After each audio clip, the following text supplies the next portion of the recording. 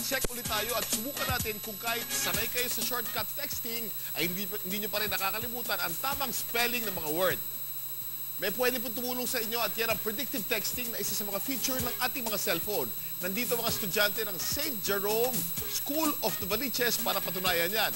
Ang Team A ay sasamahan ni Rica Bebe at ang Team B naman, si Dorita. At tingnan natin kung sino mananalo.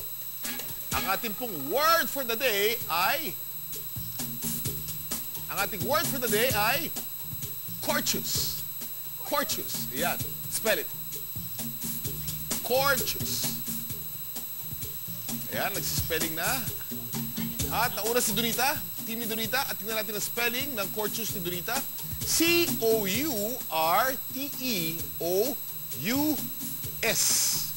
Ayan. Okay? Pakita mo, pakita mo. Ayan. Okay. So, tama.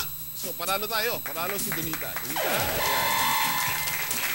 C-O-U-R-T-E-O-U-S. Yan po ang nasa diksyonaryo at yan din ang tamang spelling ng ating mga estudyante. Bigyan natin ng masigabong palakpakan ang mga nanalo sa araw na ito. Panalo na kayo. Isang question lang tayo. Okay! Ito naman ang mga malupit sa spelling. Sina Bernadette at Alex. Okay.